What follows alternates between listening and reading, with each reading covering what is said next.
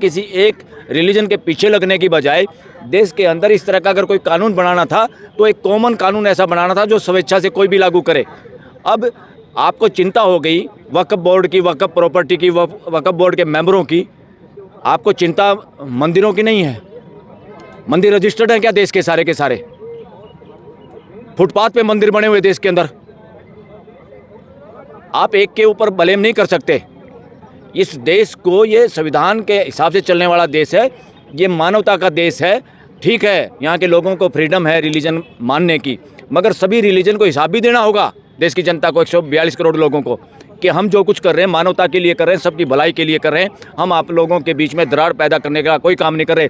ये फ्यूचर में ऐसा कानून बनाने की जरूरत पड़ेगी देश को। याचिकाओं पर आज सुनवाई करते हुए सुप्रीम कोर्ट ने कहीं ना कहीं उन तमाम लोगों को राहत की सांस दी है जो लगातार इस मामले को लेकर सुप्रीम कोर्ट से गुहार लगा रहे थे। इसे कैसे देखते हैं आप? नहीं, ये तो प्राइमा फेसी लग रहा था कि जो ये कानून बनाया है इसमें जो ट्रांसपेरेंसी होती है, जो एक कानून को बनाना चाहिए सही सोच समझ के, सबकी भागीदारी के साथ। कानून बनाने का ये मतलब नहीं है कि पार्लियामेंट में किसी पार्टी की मेजॉरिटी है जो मर्जी कानून बना लो और जल्दबाजी में कानून बना लो, आधी रात को कानून बना लो। ये दिस इज़ नॉनसेंस। ये मिसयूज है पार्लियामेंट का। जैसे abuse of law, abuse of process होता है, this is abuse of parliament. Parliament का कोई अब्यूज़ नहीं कर सकता, उसका मिसयूज नहीं कर सकता। पार्लियामेंट का सिर्फ सदुपयोग किया जा सकता है पूरे देश के हित में, और वो देश का हित चाहे मुस्लिम का हो, चाहे हिंदू का हो, चाहे ईसाई का हो, चाहे सिख का हो।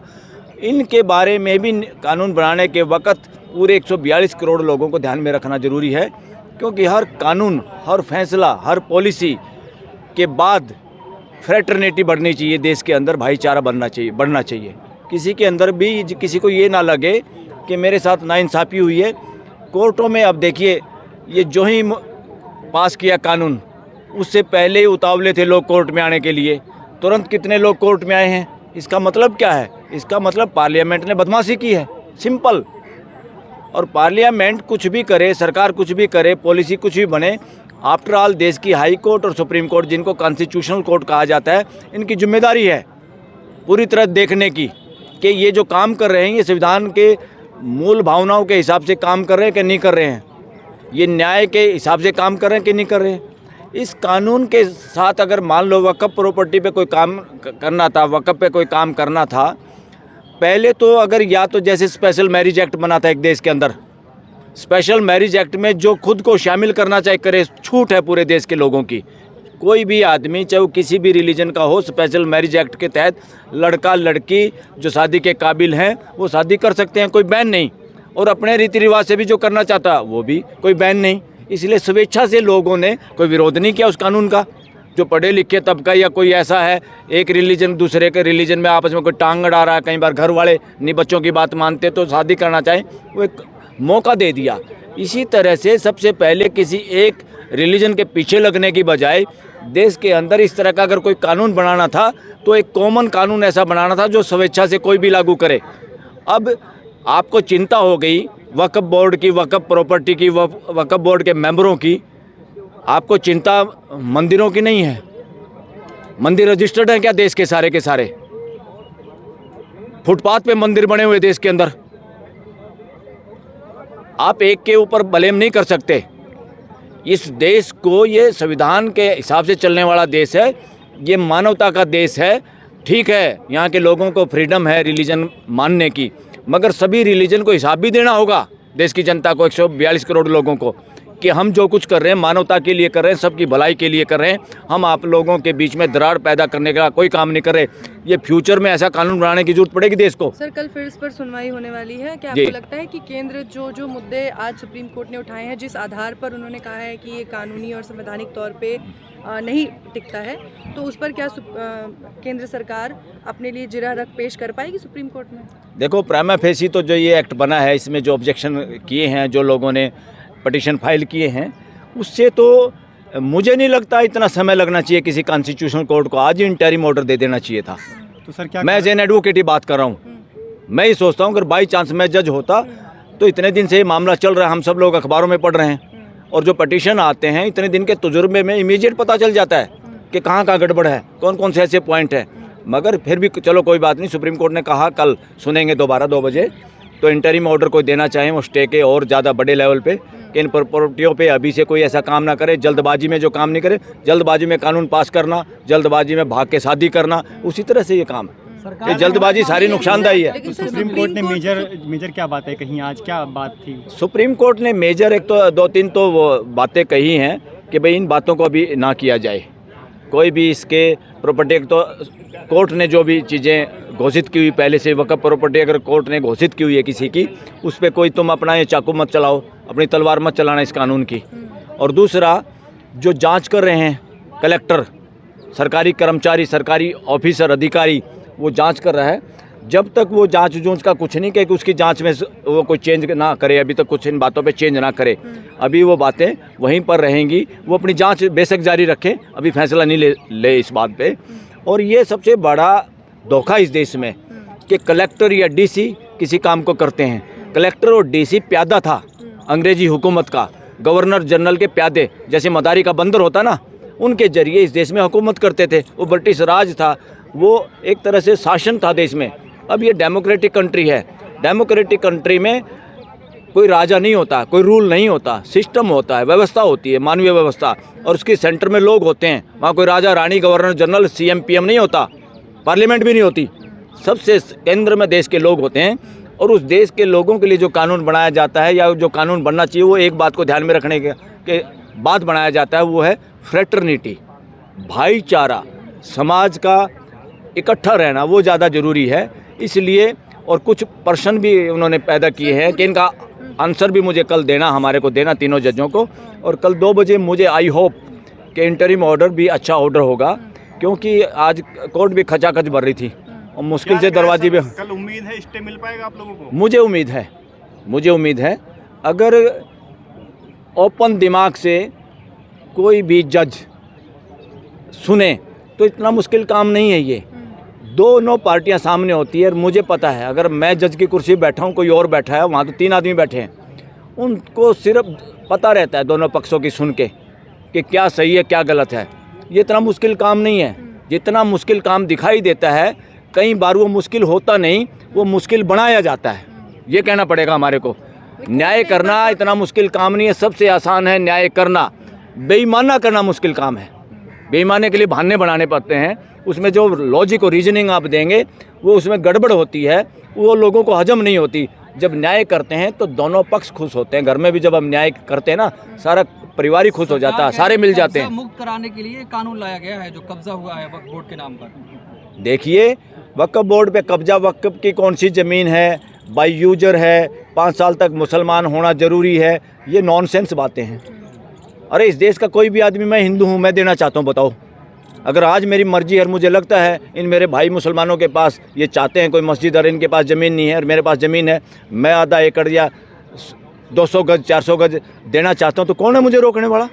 ये नॉनसेंस है, ये बदमाशी है, गुंडागर्दी, ये नहीं चलेगी, ये देश में चलेगी नहीं। चलाने की कोशिश है वो वापस हो जाएगी। केंद्र सरकार की ओर से, नेताओं की ओर से अब तक जो दलीलें दी जा रही थी कि इतने फायदे हैं, ये है वो है, क्या सुप्रीम कोर्ट में भी वही फायदे गिनवाए जाएंगे? और क्या, अरे फायदे भी गिनवाए जाएंगे। और ज़्यादातर सरकार की तरफ से बहुत बार कोर्ट के अंदर वकीलों की एक ही ड्यूटी है, कोर्ट की मदद करना, ताकि कोर्ट एविडेंस के आधार पर और कानून के हिसाब से फैसला कर पाए। जो कोर्ट में गुमराह करने की कोशिश करते हैं, असंवैधानिक काम है, वो बदमाशी है, कोई भी वकील करे उसको, और उसकी इजाज़त नहीं होनी चाहिए। मगर फिर भी वो तो अपनी तरफ से रखेंगे, उनको पूरी छूट रखनी चाहिए। सर, गृह मंत्री सदन में खड़े होकर कह रहे थे पार्लियामेंट कानून बनाया, पूरे देश को मानना होगा ये कानून। नहीं, किसी के बाप की पार्लियामेंट है क्या? गृह मंत्री के बाप की पार्लियामेंट है क्या? या जो पार्लियामेंटेरियन बैठे हैं उनके बाप की पार्लियामेंट है क्या? ये इस देश की पार्लियामेंट है। पीपल आर सुप्रीम, देश के लोग सुप्रीम हैं। वहाँ संख्या में एक आदमी ज़्यादा हो गया, MLA MP बन गया, एक आदमी ज़्यादा हो गया, प्राइम मिनिस्टर बन गया, CM बन गया, या एक MP ज़्यादा हो गया और कानून पास कर लिया, उसका ये मतलब नहीं आप देश को रौंद के चलोगे। डेमोक्रेसी नहीं चलता, ये वहाँ चलता है राजशाही में, तानाशाही में। इस देश में ना राजशाही है ना तानाशाही, जिसको हम दफन कर चुके हैं। 1950 में इस देश में संविधान लागू हुआ। संविधान लागू होने के बाद यहाँ मानवीयता का वो है, मानवता का देश है ये। सभी रिलीजन को अब ये भी सोचना होगा, और देश की युवा पीढ़ी जो जिस रिलीजन से है, कोई दिक्कत नहीं है, सारे रिलीजन हमारे हैं, उनकी अच्छी बातें हम सबको स्वीकार करनी होगी और मिलजुल के हम सबका ऑडिट करना होगा। रिलीजियस ठेकेदारों का भी, जो इस देश को जैसे पॉलिटिशियन बांटते हैं, बहुत सारे रिलीजियस ठेकेदार भी देश को बांटना चाहते हैं अपनी गद्दियाँ महफूज करने के लिए। परिवार दर परिवार, मैं मर गया मेरा बेटा, उसके बाद मेरा बेटा, मैं एमएलए हूँ तो मैं मर जाऊँ जो मेरा बेटा। इसी तरह से रिलीजियस ठिकानों पे भी इस देश के पूरा समाज जहाँ खिलाफ होता वो हर उसमें है। ये जो हम हिंदुओं में भी मंदिर है ना, वहाँ भी पीढ़ी दर पीढ़ी एक मर जाए, उसके बच्चे उसके बच्चे मर जाए, किसी भी मंदिर में उन्हीं के वो पुजारी होते हैं। ये सारा का सारा गलत है, ये अनडेमोक्रेटिक है, अमानवीय है। इसको हर रिलीजन में बदलने की जरूरत है। मेरे को लगता है देश की युवा पीढ़ी वो किसी भी रिलीजन की हो, वो सारे के सारे साइंटिफिक टेम्पर वाले हैं। वो सही बातों को मानने में एक मिनट नहीं लगाते और गलत बात में विरोध करना या एक दूसरे के साथ देने में भी मिनट नहीं लगाते। देश के युवा, इवन हिंदू, वो भी उन सब गलत बातों के विरोध में हैं जो वक्फ कानून के अंदर जानबूझ के थोपने की कोशिश है। इसलिए मेजॉरिटी रियल हिंदू सब अन्याय के खिलाफ है। पर सर मामला अभी भी 50-50 है, केंद्र के पास पूरा समय है, वो अपनी दलीलें पेश कर सकते हैं। मैं तो ये कह रहा हूँ, केंद्र इस देश का समय बर्बाद करने के लिए है क्या? पार्लियामेंट इस देश का समय बर्बाद करने के लिए है। ये पार्लियामेंट के भी इन एमपीओ की तनख्वाह से पैसे काटने चाहिए। इन एमपीओ की तनख्वाह रोक देनी चाहिए कि तुम्हारी तनख्वाह यहाँ दो। जो देश का पैसा और समय बर्बाद हो रहा है, जहाँ पे सैकड़ों हजारों केस डिसाइड हो सकते थे, उस समय में तुमने एक ऐसा कानून बना दिया जिसकी वजह से सारे वकील और जज, 3 हो सकता है, 3 के बाद और ज़्यादा की कोर्ट बिठानी पड़े, और इतना समय देश का एक ही मुद्दे पे बर्बाद कर रहे हो आप लोग। इन सब की तनख्वाह रोकनी चाहिए। ऐसा समय आएगा और सुप्रीम कोर्ट को ये सब पावर हैं। सुप्रीम कोर्ट को फ्यूचर में इस देश के स्पीकर, सभापति, इवन जरूरत पड़े तो पार्लियामेंट को कोई हाईजैक कर ले तो प्राइम मिनिस्टर को भी बर्खास्त कर देना चाहिए। जरूरत पड़े तो किसी सीएम को भी बर्खास्त कर देना चाहिए। क्या सर आपको नहीं लगता कि इसके लिए संवैधानिक बेंच आएगी? हो सकता है, मगर मुझे नहीं लगता इसमें इतना कोई आने की जरूरत है। इसमें कई जो आर्टिकल है उसका सिंपल तरीके से एक आम आदमी, साधारण व्यक्ति इस देश का समझ सकता है वो वायलेशन है, वो नहीं होना चाहिए। आपको कोई कानून बनाना, पहले स्पेशल मैरिज एक्ट की तरह स्पेशल रिलीजियस एक्ट बनाओ ना, जो सब रिलीजन के लोगों पे इच्छा हो तो मानो, ना इच्छा हो तो मत मानो। आप एक रिलीजन के पीछे क्यों लठले के पड़े हुए हो? इससे सारा साबित है एजेंडा ही कुछ नहीं तुम्हारे पास ना गरीबी ना शिक्षा के लिए सारे प्राइवेटाइजेशन है। अस्पताल कितने महंगे हो गए, सरकारी स्कूल बंद हैं, देश के गरीब आदमियों के बच्चे अच्छे स्कूलों में पढ़ नहीं सकते। तो what is going on nonsense? वक्त की संपत्ति का अच्छे से इस्तेमाल नहीं हुआ ना। मोदी जी ने कहा था, देखो, अगर अच्छे से इस्तेमाल हुआ होता तो पंचर नहीं बना रहे होते मुस्लिम समाज के युवा। अच्छा, वो पंचर बना रहे मुस्लिम समाज के युवा। पंचर लगाना बुरी बात है, वो काम कर रहे हैं। तुम्हारी तरह झंडे उठा के बेरोजगार युवाओं को तुम बेवकूफ़ तो नहीं बना रहे। तुम झंडे फहरवा के, नारे लगवा के खुद एमएलए एमपी बन रहे हो और देश के युवाओं को मिसगाइड कर रहे हो। 10-10 साल तक नारे लगा के, झंडे लगा के जो युवाओं की जिंदगियां बर्बाद हो रही है। ये नौकरी वोकरी नहीं, बेरोजगारी और उनका मेंटल शोषण है। इसको कहेंगे मेंटल शोषण समाज के युवाओं का। कह रहे हैं कि सुप्रीम कोर्ट को दखल नहीं देना चाहिए सरकार के काम में। कौन कह रहा? के काम में सुप्रीम कोर्ट किरण रिजिजू जी, न्यायपालिका को विधायिका के काम में दखल नहीं। किसी ने कहा? किरण रिजिजू ने। उन्होंने कहा उन्हें यकीन था कि रद्द नहीं करेगी। इस मामले पे मैं कहूँगा, अगर किरण रिजिजू ने कहा तो वो बेवकूफ़ है। वो लॉ मिनिस्टर रहा, उसके बावजूद उसका अकल नहीं। इसका मतलब लॉ की डिग्री फर्जी है। हाई कोर्ट और सुप्रीम कोर्ट को हर काम में इंटरफेयर करने के लिए तो बनाई हमने कि बदमाशी पार्लियामेंट करे, बदमाशी सरकार करे, बदमाशी कोई सीएम पीएम करे, बदमाशी कोई ब्यूरोक्रेसी करे, बदमाशी पुलिस करे। उनकी नकेल भालू की तरह नकेल कसने के लिए तो हमारी सुप्रीम कोर्ट और हाई कोर्ट है। और क्या फिर हम भी अगर न्यायपालिका के कामों में दखल देने लगे, विधायिका अगर दखल देने लगी तो ठीक नहीं होगा ना? वो कैसे दे सकते हैं? सुप्रीम कोर्ट के फैसले अगर उनको अच्छे ना लगे हो, पार्लियामेंट में दोबारा कानून बना लो, मगर वो सुप्रीम कोर्ट की नकेल नहीं कर सकते। सुप्रीम कोर्ट उनकी नकेल कर सकती, इसीलिए तो सुप्रीम कोर्ट है, न्यायालय बनाया इसलिए है। ऐसे अपने आप को राजा या तानाशाह या अपने आप को जन नेता मानने वाले जो लोग हैं, इस तरह की भाषा बोलते हैं ना, इनको ABC नहीं पता संविधान की। ये सारे के सारे शासन मानसिकता के लोग हैं। ये डेमोक्रेसी पे कब्जा किए हुए हैं ये शासन मानसिकता इनकी राजशाही की है। डेमोक्रेसी में इस तरह की भाषा कोई किरण रिजिजू जी बोल नहीं सकता, कोई भी। तो क्या लगता है विपक्ष को बड़ी जीत मिली है जो कानून आया था? इसमें विपक्ष की जीत मत करो। मतलब विपक्ष ये मुस्लिम संगठन है? नो नहीं, ये न्याय की जीत है, न्याय की। इसमें क्या विपक्ष और क्या वो, या पक्ष विपक्ष कुछ नहीं है। इस देश के लोगों की और न्याय की जीत है। और न्याय पूरे देश की जीत होती है। न्याय पूरे देश की जीत होती है। एक आदमी को न्याय मिलता है, पूरे देश को न्याय मिलता है। एक आदमी को न्याय मिलता है, पूरे देश के साथ अन्याय होता है। एक रिलीजन के साथ न्याय होता है तो सब रिलीजन के साथ न्याय होता है। एक के साथ अगर अन्याय हो रहा है मुस्लिम समाज के साथ, कोई अपने आप को ये ठेकेदार समझे कि मैं हिंदू और मुसलमानों का इलाज मैंने कर दिया। ऐसे ही तो बेहुदा लोगों को शिक्षित करना, इन्हीं से तो देश को बचाना। असली आतंकवादी मानसिकता तो यही है। सर आप इसे न्याय कह रहे हैं, लेकिन इसे न्याय कहना अभी ज़्यादा जल्दबाजी नहीं किसको? होगी? इस मामले पर आप कह रहे हैं कि न्याय मिल गया है विपक्ष को। अरे न्याय इसलिए मिला, न्याय का मतलब क्या है? संविधान की जो मूल भावना है, आप कैसे कर सकते हो? आप अगर इतने अपने आप को बना रहे हो, हिंदू राष्ट्र के ठेकेदार बनते हो और मेजोरिटी के ठेकेदार हो, मेजोरिटी हम जो मर्जी कानून बना सकते हैं, तो डेमोक्रेसी मेजोरिटी का नाम नहीं होता। डेमोक्रेसी सबकी सुनने का नाम होता है। घर में डेमोक्रेसी क्या होती है? हम सबसे छोटे बच्चे से पूछ के बोलो सब्जी क्या खानी है, हम कोई वोटिंग करते हैं क्या? रोज लठ बसता क्या हमारे घर में? तो डेमोक्रेसी सबकी सुनने की और सच्ची बात को मानने की, चाहे वो छोटा बच्चा कहे, उसका नाम है डेमोक्रेसी। मेजोरिटी के नाम पे कानून बनाना, मेजोरिटी की दुहाई देना गुंडागर्दी बदमाशी है। जैसे मेरे पास 5 लठ है, तुम्हारे पास 3 लठ है, इसलिए मैं ताकतशाली। This is nonsense on the part of all such type of leaders and parliamentarians who speak this language. Thank you.